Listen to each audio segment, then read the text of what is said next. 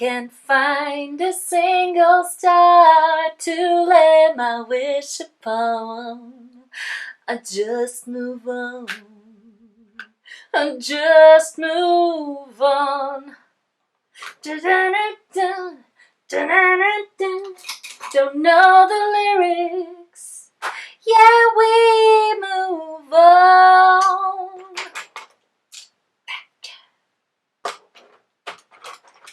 Hi, and welcome to another Free.volous webisode. Spoiler alert, this is how we end up, and yeah, this is obviously velvet jazz, so we had to go dig deep and be inspired by early ages of movie makeup and flapper girls and all of that jazz. So yeah, this is how I ended up. I really enjoyed playing with colors. I was making it up as I went. I went for this purpley color on the top and then a little bit of red, but you can play with whatever. I was going to do something with browns, and then I thought, stop being so cowardly, but I'll leave it on the back of my mind because I think this, instead of purple, having it all brown and then just a pop of red, would look amazing too. So without further ado, I speak enough throughout the whole video. Let's jump into it and yeah, roll the tape and see you soon. That's my belly. And oh, that jazz, that jazz. So this is Velvet Jazz. This is the first lipstick I bought from the Lisa Eldridge collection because I couldn't afford all of them at the time. So this is one I went for, and I'm going to show you, yes, this is the second time recording this, how this looks comparing to the other reds in the collection because of my lighting. I know they don't read as beautifully as they are in real life, but here we go. This is Velvet Ribbon, which is a bright true red, although it reads quite pinky on camera. And this is Velvet Morning, which is the orangey red. And here they are all together so that you can see how they look in contrast with each other, at least. And yeah, today we're working with this one. My foundation will be creasing throughout this episode. I'm so sorry. Just going to remove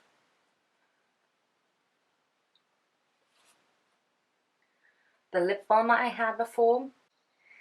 I'm going to take my time again perfecting the lip color, and I'll be right back.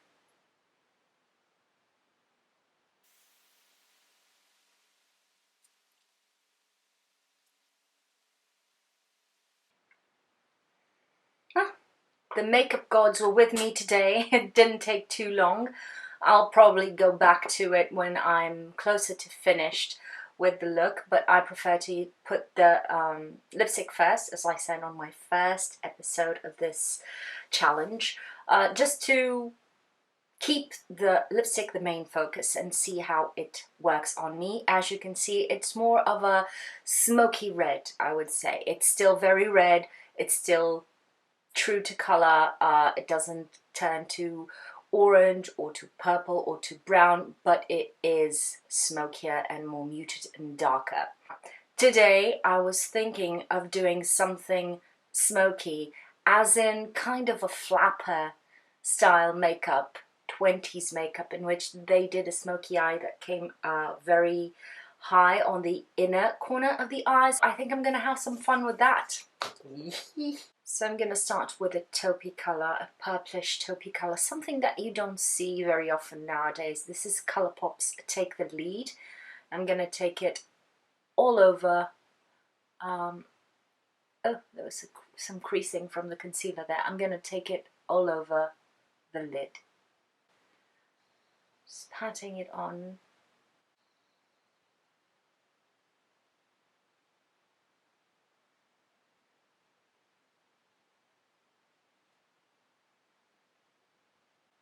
And I will start dragging it outwards when I have hardly anything on my brush.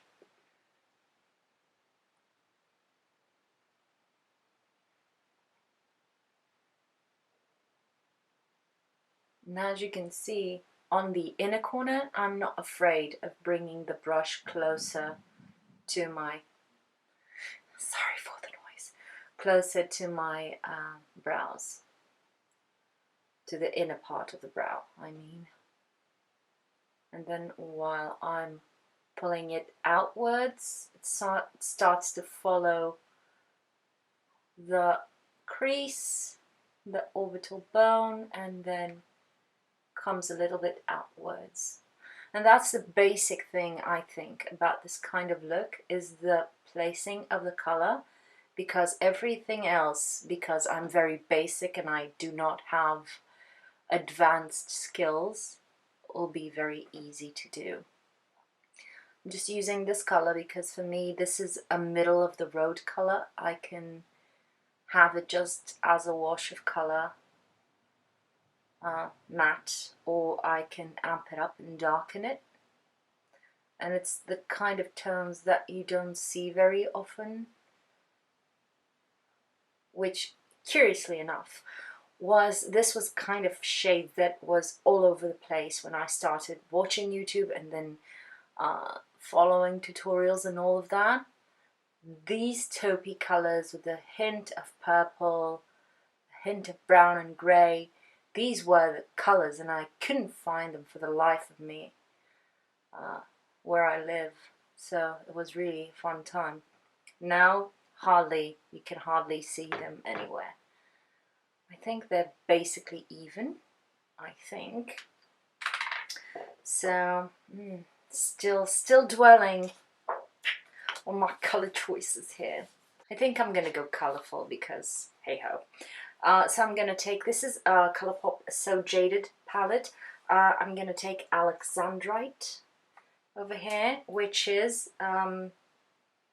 slightly shimmery color, satin I would say. Let's see how it looks on the eyes. I'm going to place it on the outer corner. Oh yes, it's so intense, I will hardly need to do anything. So outer corner, inner corner, and then bring it a bit upwards. I'm still using the same brush, and then pull it out.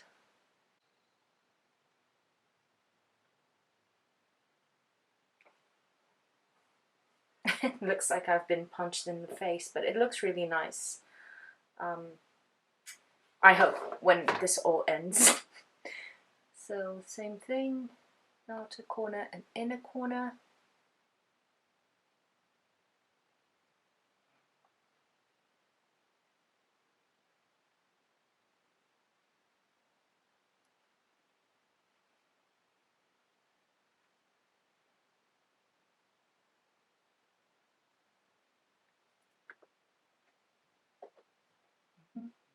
Back to the taupe, still the same brush,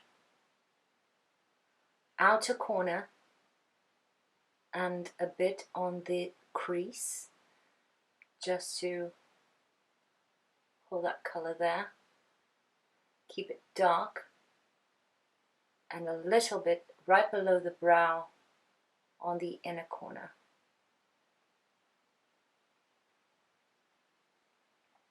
Same thing on this side. I'm risking a little bit by doing this eye with my foundation on already, but okay. I'm gonna take a blending brush and just clean out the edges.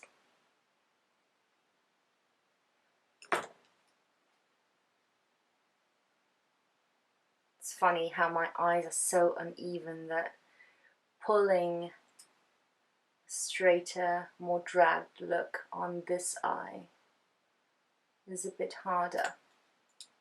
Still cleaning the edges. And then on the center of the lid, I'm going to use this color here. So, what's your name? Fluorite. This is the top of the palette and it's right here. And I'm going to take it with my finger and see what happens. Yeah, it's just a little spotlight of purple over there. Same thing on the other side, right on the center. Taking my original brush, just blending the edges. I'm going to take the lead on the lower lash line, especially on the outer corner. I've been missing doing a full smoky eye. And such a fun one, by the by. And now I'm gonna play with the reds, so let me think about it. I have an eyeliner here. This one is from Chanel, from their first, probably expired, I know, from the collection. The one with the red eyeshadow palette, brown and red, when they had the change in creative director. And this is the Eros pencil 928. It is a burgundy brown or wine brown, and I'm thinking of using it on my lower lash line just to start bringing in the red, and I'm going to blend it with this brush. ColourPop has for sure red eyeliners. I think Kiko will probably have them too, so you don't have to go full high-end to get one of these.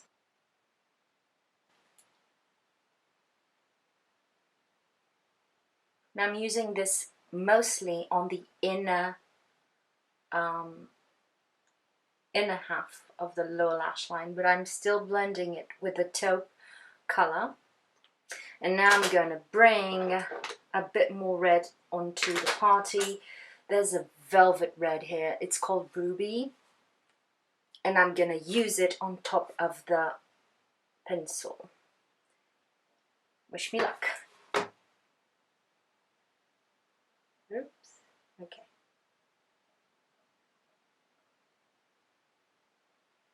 Yeah, just that pop of red there. Feeling really festive. It looks so bright on camera. In person, it's not as bright. Oh, this is so hard to tailor. But yeah, I'm thinking now that this lower area is competing with the top one. So I think I'm going to make it a bit darker, a bit more subdued. So I'm going to take Stoned here and just pity pat a little bit, yes, on the outer corner. Yeah, just so they connect without competing with each other. I'm going to take the brush from the lower lashes and kind of taking a little bit of that color and mixing it in. Yes, yes, yes. I know this looks weird, but I'm hoping it will all make sense. A little bit of Stoned on the lower lashes, outer corner, just like this. Then back with my cleaning brush.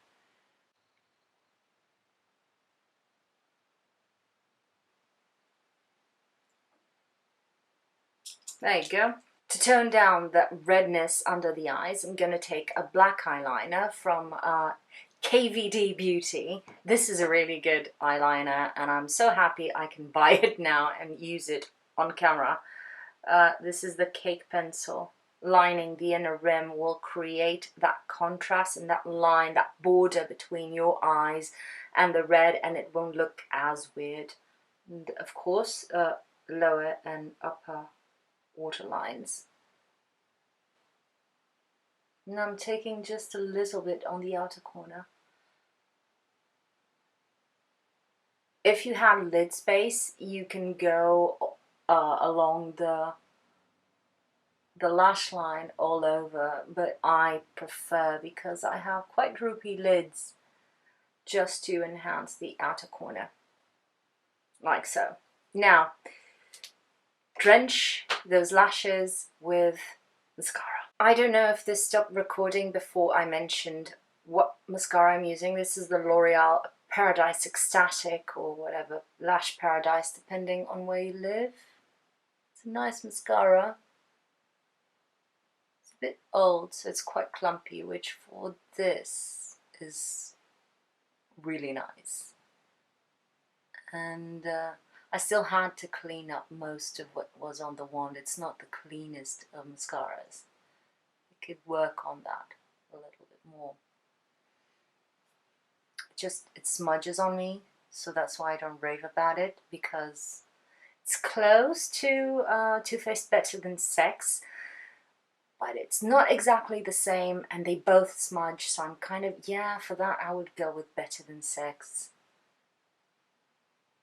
But it's a really good mascara, and now that it's quite dry, loving it. Now I'm going to clean up, see where I need a bit more coverage now that I've been touching my face a little bit under the eyes, because there's a lot of purple happening and I don't want my under eyes to look purple from tiredness. I want this purple to be on purpose, a purposeful purple. I'm going to go with something really subdued first on the cheeks. This is Hourglass Mood Exposure, one of the blushes, ambient lighting stuff. And see how I like it, because I already have so much going on. I don't want to overpower everything. There has to be something here. And again, following this kind of line, making it a bit more 80s than I usually go for. Yeah. I think I'm gonna go with this one. This is the NARS Blush Exposed Palette, and it's so gorgeous. And I think I'm gonna take a little bit of this neutral color here, probably called Give It Away, Give It Away, Give It Away Now. Give it away, give it away, give it away now. Yeah, just on the cheek. Yeah, making it a bit more flappery. Also, I need to contour. This one needs contour. Hit me up if you are olive toned like me, medium light skin tone but olive undertoned. Let me know which are your favorite contour powders. I'm on the hunt. This KEVYN AUCOIN one, I've had it for ages, but it's so bloody grey. Just a touch.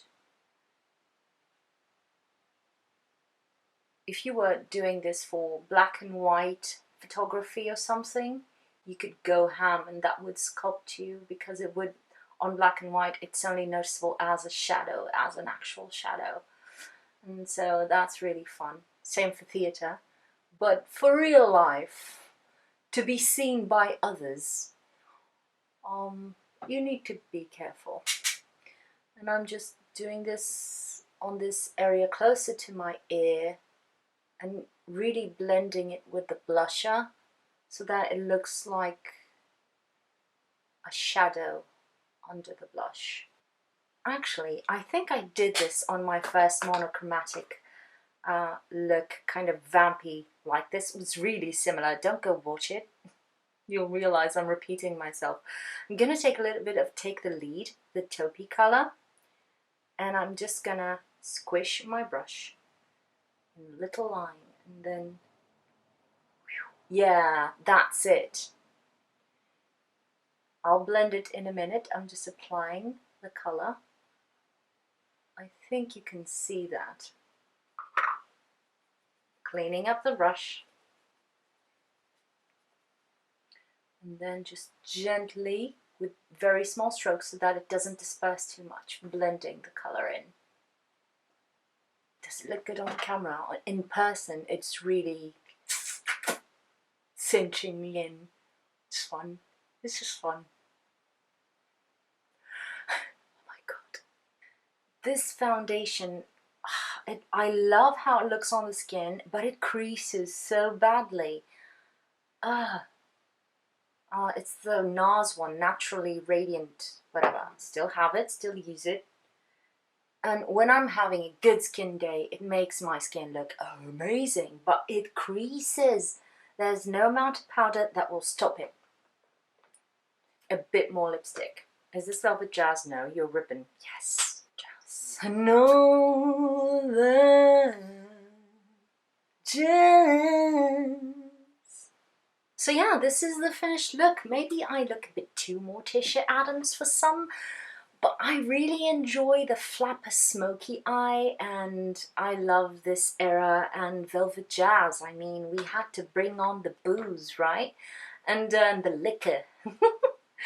But yeah, I hope you have enjoyed this one. Let me know how you prefer to use your dark, winey reds on a daily basis. And yes, thank you. Do subscribe if you haven't already. Leave me thumbs up, comments down below, interact with me. We're all alone, so we can connect. And thank you for spending your time on me. And I'll see you on my next video. Bye!